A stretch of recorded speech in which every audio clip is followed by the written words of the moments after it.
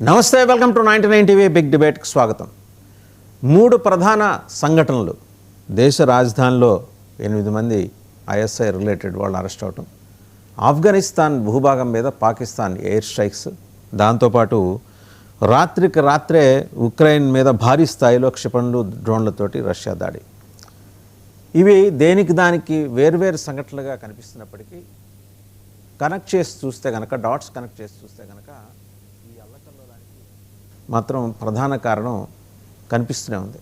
అంటే ఈ సంక్షోభం, అల్లకల్లోలం అనే కన్నా కూడా సంక్షోభం, పశ్చిమాసియాలో సంక్షోభానికి కారణమైన అమెరికా ఎత్తుగడల కారణంగా, అమెరికా వ్యూహాల కారణంగా ఎక్కడికక్కడ మరి పేటరేగిపోతున్నారు ఉగ్రవాదులు. పాకిస్తాన్ తరచూ మన మీద ఉగ్రవాదుల చేత దాడులు చేస్తూ ఇవాళ ఉగ్రవాదుల దాడుల వల్ల మేము ఇబ్బంది పడుతున్నామని వాళ్ళు క్లెయిమ్ చేసుకుంటున్నారు. అలాగే పొరుగునున్న ఆఫ్ఘనిస్తాన్, ఒకప్పుడు వాళ్ళు పెంచి పోషించిన తాలిబన్స్ మీద వాళ్ళు దాడి చేసి కారణం ఏంటంటే వాళ్ళు ఉగ్రదాడులు చేయిస్తున్నారు. పాకిస్తాన్లో వరుసగా 3 వారాల వ్యవధిలో భారీ దాడులు చేయించారు. లక్ష్యాలు పౌరులుగా చేసుకొని చేస్తున్నారు తాలిబాన్ కూడా కౌంటర్ అటాక్ దిగింది. బహుశా ఇవాళ రేపు వాళ్ళు చేస్తారు కూడా. ఏంటి అసలు ఈ సంక్షోభానికి గల కారణాలు ఏంటి? దీనికి ఏమైనా సొల్యూషన్ ఉందా? మందు మాకు ఉందా? వీటన్నిటి మీద సమగ్రంగా చర్చించడానికి బిగ్ డిబేట్లో మనతో జాయిన్ అవుతున్నారు అంబాసిడర్ డాక్టర్ వినోద్ కుమార్ గారు, దౌత్యవేత్త. నమస్కారం డాక్టర్ వినోద్ గారు, అంబాసిడర్ వినోద్ గారు. అలాగే ప్రొఫెసర్ మురళీ మనోహర్ గారు, political analyst, geo political affairs expert, వారికి కూడా నమస్కారం. పెద్దిరెడ్డి రవికిరణ్ గారు, ఏపీ బీజేపీ అధికార ప్రతినిధి, నమస్కారం సార్. అలాగే పేకెట్ ప్రసాద్ గారు, geo political affairs expert. To start with ambassador Vinod గారు, వివిధ దేశాల్లో దౌత్యవేత్తగా మీరు బాధ్యతలు నిర్వహించారు. ఒకే రోజు వరుసగా క్యారీ అవుట్ అయిన 3 సంఘటనలు, అంటే వీటిని లింక్ చేసే ప్రయత్నం చేస్తుంటే మూలం అమెరికాలో తేలుతోంది. ఏమంటారు? వసు గారు, ముందుగా మీకు, ప్రేక్షకులకు, తోటి ప్యానలిస్టులందరికీ నమస్కారం. అఫ్ కోర్స్ ఇక మూల కారణాలు వెతుక్కోవాలనుకుంటే ఇవాళ రేపు మనం చూస్తే ట్రంప్ ఎవ్రీవేర్, ఎక్కడ చూసినా కానీ ట్రంపిజం అయిపోతుంది. కాబట్టి ఇక అమెరికన్ హస్తం ఎక్కడ లేదని చెప్పడానికి వీల్లేదు. అంటే మనం ఒకప్పుడు అనుకుంటాం కదా, ఇందు లేదు మనం, అంటే ఎక్కడెక్కడ వెతికినా కానీ అక్కడే మన ప్రతి చోట కూడా వాళ్ళే దొరుకుతారు అన్నట్టు అది ప్రతిదీ కనిపిస్తున్నది. అయితే ముఖ్యంగా మనకు ఈ అమెరికన్ ఇన్వాల్వ్మెంటు మామూలుగా ఒకప్పుడు ఆఫ్టర్ సెకండ్ వరల్డ్ వార్ మనం చూసుకున్నట్టయితే ఏంటి, మనకు ప్రపంచంలో ఒక అంటే బిగ్ పోలీస్ మ్యాన్గా ఉన్నప్పటికైనా కానీ ప్రపంచ శాంతిని కోరుతున్నది అనేది ఒక పిక్చర్ ఇవ్వగలిగారు. దాన్ని ప్రజలు నమ్మగలిగారు. కానీ ఇవాళ రేపు అంత క్లియర్గా బయటకు వస్తుంది ఏంటంటే ట్రూ కలర్స్ బయటపడ్డట్టు ట్రంప్ వచ్చిన తర్వాత ప్రపంచం ఎక్కడ పోతే ఏమవుతుంది కానీ నేను అనేది పెడుతున్నాడు. దాని తర్వాత అంటే మేక్ అమెరికా గ్రేట్ అగైన్ అనేది అదొక స్లోగన్ వెళ్తున్నాడు అనుకోండి. అయితే ఈ పరిస్థితులలో మనం చూస్తే ఒకటి, మనం ఇప్పుడు తాలిబాన్ మొదలు పెట్టుకుందాం అనుకోండి. తాలిబాన్ను పాలు పోసి పెంచింది, ఐఎస్ఐని అడ్డు పెట్టుకున్నది అంతా అమెరికన్ వ్యూహ ప్రకారమే జరిగింది. దానికి అఫ్కోర్స్ మన పొరుగు దేశమైన పాకిస్తాన్ ఇక ఎంతవరకు అమెరికాతోటి సహకరించిందో, ఇప్పుడు ఏదైతే అటాక్స్ జరుగుతున్నాయో, ఏది టెర్రరిస్ట్ అటాక్స్ అవుతున్నాయి అని పాకిస్తాన్ క్లెయిమ్ చేసుకుంటుంది. అఫ్కోర్స్ కొన్ని జరుగుతున్నాయి కూడా. మెయిన్ రీజన్ చూస్తే ఇప్పుడు టీటీపీ ఉన్నది. టీటీపీ మెయిన్ ఐడియాలజీ ఏంటంటే పాకిస్తాను అమెరికాతోటి చేతులు కలిపి మా మీదనే దాడులు చేస్తుంది, ఆఫ్ఘనిస్తాన్ మీదనే దాడి చేసి తాలిబాన్ మీద దాడి చేసిందనే వ్యతిరేకతతో మొదలైంది. కాబట్టి అది ఇంకా కంటిన్యూ అవుతూనే ఉన్నది. అని అంటే తాలిబాను ప్రభుత్వం ఆఫ్ఘనిస్తాన్లో వచ్చినా కానీ పాకిస్తాను అమెరికాతోటి చేతులు కలిపి నడిపిస్తున్నది.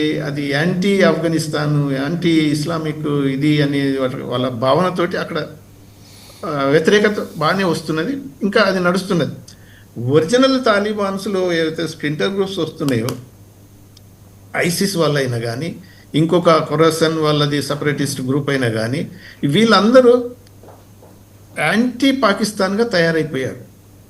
ఎందుకు అలా జరుగుతున్నదంటే ఇప్పటికి మనం చూసినట్టయితే ట్రంప్కు ఇది మన పాకిస్తాన్ ప్రైమ్ మినిస్టర్ పోయి ఇది నోబెల్ ప్రైజ్కు ట్రంపే తప్ప ఇంకెవరు ఆ రోజు గార్డన్నట్టు సలాం కొట్టి ఏది సెక్యూరిటీ గార్డ్ లెక్క మొన్నది మన ఏదైతే పీస్ బోర్డు మీటింగ్ అయిందో దాంట్లో చూస్తుంటే చాలా వరకు పాకిస్తాన్ అలా దిగజారిపోవటం కూడా వాళ్ళ ప్రజలకు నచ్చట్లేదు, అయినా కానీ వాళ్ళు టాలరేట్ చేస్తున్నారు. కానీ ఈ తాలిబాన్ ఏదైతే టీటీపీ ఉన్నదో వాళ్ళు మాత్రం సైలెంట్గా ఉండలేరు.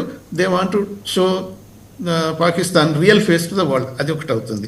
దానివల్ల ఇప్పుడు అదేమవుతుంది, ఆ బార్డర్ ఏరియాలో వీళ్ళు ఏమంటున్నారు, తాలిబాన్ గవర్నమెంట్ వచ్చిన తర్వాత వీళ్ళు ఈ టీటీపీని కంట్రోల్ చేయట్లేదు, అందుకనే వాళ్ళు క్రాస్ బార్డర్ నుంచి పాకిస్తాన్లోకి వచ్చేసి ఇటువంటి టెర్రరిస్ట్ అటాక్స్ అని జరుపుతున్నారని పాకిస్తాన్ క్లెయిమ్ చేస్తుంది. సార్ నాకు I have a basic doubt sir, టెర్రరిస్టులు ఎక్కడైనా టెర్రరిస్టుల మీద దాడి చేస్తారా?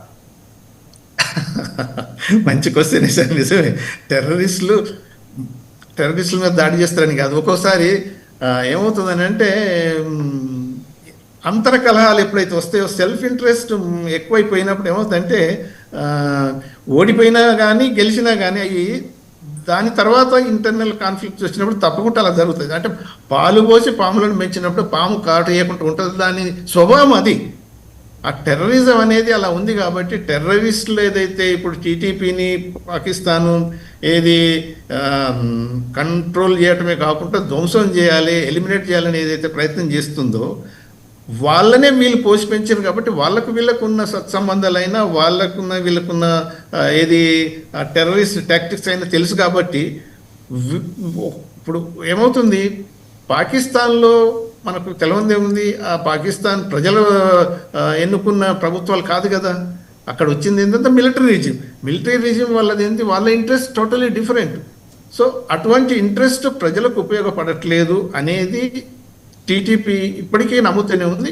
మెయిన్గా పాకిస్తాను అమెరికా చేతుల్లో కీలుబొమ్మ అయిపోయి వాళ్ళకు ఒత్తాసు పలుకుతూ ముస్లిం కంట్రీస్కు మెయిన్గా ఇంకా వేరియస్ ఫ్రాక్షన్స్ కనుక చూస్తే వాళ్ళ కాలిఫేట్ ఇదన్నీ ఎస్టాబ్లిష్ ఏది పోయినా కానీ ఈ టెర్రరిస్ట్ గ్రూప్లు ఏవైతే వీళ్ళు పోషించి పెంచారో వాళ్ళు రియలైజ్ అయింది ఏంటి, ఈ మిలిటరీ రిజీము మనలందరినీ వాడుకొని అమెరికాకు ఒత్తాసు పాడుతున్నది. ఇది ఇన్ జనరల్ మనకు anti Islamic, anti Afghanistan, anti పీపుల్కి ఉన్నది కాబట్టి మనం తప్పకుండా పాకిస్తాన్ గవర్నమెంట్ అంటే మిలిటరీ అంతే, పాకిస్తాన్ ఎస్టాబ్లిష్మెంట్ని మనం ధ్వంసం చేయాలి, డిఫీట్ చేయాలని. అటు బలూచిస్తాన్లో అదే జరుగుతుంది, ఇటు ఆఫ్ఘనిస్తాన్లో అదే జరుగుతుంది. కాబట్టి అది కంటిన్యూ అవుతుంది, అది ఈరోజు పోయేది కాదు. ఎందుకంటే ఆఫ్ఘనిస్తాన్ బేస్గా మనం స్ట్రక్చర్లో పోతే ఆ దురందు లేన్ ఏదైతే ఉందో, ఆ లైన్ ఏదైతే ఉన్నదో 1893లో గీసిన ఒకప్పుడు ఓల్డ్ ఎంపైర్ బ్రిటిష్ వాళ్ళ టైంలో గీసింది, వాళ్ళు అప్పటి నుంచి కూడా యాక్సెప్ట్ చేయట్లేదు. ఇప్పుడు టీటీపీని ఎందుకు కంట్రోల్ చేయలేకపోతుంది ప్రస్తుతం మన ఆఫ్ఘనిస్తాన్లో ఉన్న రిజిమ్, అంటే ఆఫ్ఘనిస్తానే యాక్సెప్ట్ చేయట్లేదు ఆ లైన్. సో అటువంటి అప్పుడు వాళ్ళు కూడా హోల్ హార్టెడ్గా వీళ్ళని కంట్రోల్ చేసి పాకిస్తాన్కు సపోర్ట్ చేసే పరిస్థితులు లేరు, ఆ డిఫరెన్స్ క్లియర్ అయ్యేటట్టు కూడా లేదు. కాబట్టి మల్టిపుల్ ఫ్యాక్టర్స్ ఉన్నాయి, టెర్రరిస్టులని అటాక్ చేసుకోవాల్సిన పరిస్థితులు అట్లా ఉన్నాయి కాబట్టి అవి కంటిన్యూ అవుతుంది. దానికి వల్ల మీరు అన్నారు ఇంకోటి మనం వచ్చేసినైతే ఏది రష్యా ఉక్రెయిన్ మీద రాత్రి భారీ స్థాయిలో మిసైల్స్ తోటి డ్రోన్స్ తోటి రష్యా దాడి చేసింది సార్.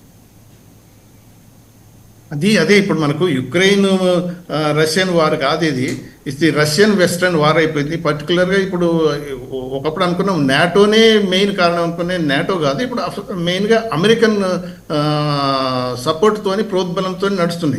ఇప్పుడు అఫ్కోర్స్ నిన్నగాక మొన్న ఆయన ఇది మన పాస్ట్ ప్రైమ్ మినిస్టర్ బోరిస్ మన యూకే ఆయన అన్నాడు కదా, ఇప్పుడు యాక్చువల్గా మనం పీస్ఫుల్ ఏరియాలకు యుక్రెయిన్లో ఈవెన్ మన యూరోపియన్ సోల్జర్స్ని పంపాలి, పర్టికులర్గా మన యూకే సోల్జర్స్ని పంపొచ్చు అని ఆయన ఒక స్టేట్మెంట్ ఇచ్చేసాడు. కానీ ఆయన పీరియడ్ నుంచి జరిగిన ఇవన్నీ అవుతున్నాయి, అంతకన్నా ముందు జరిగిన చూస్తే 2014లో రష్యా క్రిమియాను ఆక్యుపై చేసినప్పుడు అప్పుడు ఆయన ఏం చేసిండు అంటే, ఇప్పుడు వాళ్ళకు బేసిక్ చాలా డిఫరెన్సెస్ అయితే ఉన్నాయో, ఈ నాటో ఎక్స్పాన్షన్ను పుటిన్ స్ట్రాంగ్ అపోజ్ చేస్తున్నప్పుడు దాన్ని అర్థం చేసుకోవచ్చు కదా. సో అది జరగలేదు. క్రిమియాను ఆక్యుపై చేసినప్పుడు అది జరగలేదు. ఇప్పుడు 2022 నుంచి అంటే almost second world war period ఎంత అవుతుందో 4 years జరిగినప్పుడు ఇది అధిగమించబోతుంది, ఇంకా కంటిన్యూ అయ్యేటట్టే ఉన్నది. అంటే దీనివల్ల ఏమవుతున్నది, ఈ వెస్ట్రన్ అలయన్స్ కూడా ఇప్పుడు మనం లేటెస్ట్గా చూసినట్టే చాలా డెవలప్ అవుతున్నాయి. ఈ అలయన్స్ ఇప్పుడు Hungary 90 billion worth of euros support చేయాలి యుక్రెయిన్కు అనేది అయితే యూరోపియన్ యూనియన్ నాటో ప్రపోజ్ చేసింది. హంగరీ స్ట్రాంగ్గా అపోజ్ చేసేసింది. నో, అది జరగడానికి వీల్లేదు. మా ఇంట్రెస్ట్ కూడా ఏది ఈ transit of Russian oil, gas ఇవన్నీ ఏదైతే జరుగుతున్నాయో అవన్నీ బ్లాక్ చేశారు కాబట్టి మాకు ఎంతో నష్టం అవుతుంది, వీ డోంట్ యాక్సెప్ట్ అనే పరిస్థితికి వచ్చింది. అంటే వాళ్ళకు కూడా కొంతవరకు వాళ్ళ ఇంట్రెస్ట్ ఉంటాయి కాబట్టి దానివల్ల అది యూనిఫైడ్ ఫైట్గా మాత్రం ఇప్పుడు కనిపించట్లేదు. కాబట్టి పుటిన్ ఇంకా స్ట్రాంగ్ అయిపోతున్నాడు. వాళ్ళు పెట్టిన శాంక్షన్స్, వాళ్ళు పంపించే మిసైల్స్ అయినా కానీ, వాళ్ళు పంపించేది డ్రోన్స్ అయినా కానీ, వాళ్ళు పంపించే వార్ ఎక్విప్మెంట్ అయినా కానీ పుటిన్ అఫ్కోర్స్ అంటే యుక్రెయిన్ డిఫెండ్ చేసుకోగలుగుతుంది. పుటిన్ అంటే రష్యన్ అడ్వాన్స్మెంట్ కూడా కట్టెలు చేయగలుగుతున్నది. కానీ అప్పర్ హ్యాండ్ మాత్రం యుక్రెయిన్కి ఇచ్చే పరిస్థితుల్లో లేదు. ఆ స్టేల్మేట్ కంటిన్యూ అయ్యేటట్టుంది. కాబట్టి పుటిన్ వారు ఏదైతే అది అన్ఫార్చునేట్ అప్పుడు ఏదో పుటిన్ కూడా ఆయన జనరల్స్ ఏం మిస్లీడ్ చేశారు, ఇది బ్లిట్జ్ క్రీక్ లెక్క 10 రోజులలో 2 weeksలలో మన బోర్డంత ఏరియాను మనం ఆక్యుపై చేసుకోగలుగుతాం యుక్రెయిన్ అనే పద్ధతులు పోయినప్పుడు ఇప్పటిదాకా అదేం జరగలేదు. ఆల్మోస్ట్ ఇప్పుడు అనేది ఏంటంటే ఎస్టిమేషన్ ప్రకారం 18 to 20% ఆఫ్ అది యుక్రెయిన్ టెరిటరీ మాత్రమే వీళ్ళు ఆక్యుపై చేయగలుగుతున్నారు. బట్ ఇప్పుడు ఏమవుతుంది, మీరు అన్నట్టు మ్యాసివ్ డ్రోన్ అటాక్స్ చేయటం వల్ల ఆ ఎనర్జీ డిపోర్ట్స్ అన్ని పోవటం, తర్వాత ఇన్ఫ్రాస్ట్రక్చర్ దెబ్బతినిపోవటం, పర్టికులర్లీ ఈ వింటర్ సీజన్లో వాళ్ళకు చాలా ప్రాబ్లమ్స్ అయిపోతాయి.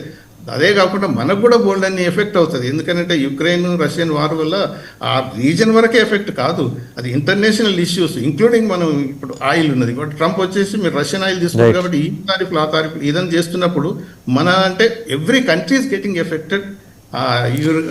రైట్. అంబాసిడర్ వినోద్ గారు మళ్ళీ వస్తాం మీ దగ్గరికి ఒకసారి. ప్రొఫెసర్ మురళీ మనోహర్ గారు ఉగ్రవాదుల మీద దాడులు చేసుకోవటం ఇది కొంచెం మనకి అవాక్కయ్యే అంశమే. బట్ ప్రాక్టికల్గా మనం చూస్తున్నాం, విజిబుల్గా మనకు కనిపిస్తుంది. అందరూ ఉగ్రవాదులే, డిఫరెంట్ యూనిఫామ్స్లో ఉండి చేసుకుంటున్నారు.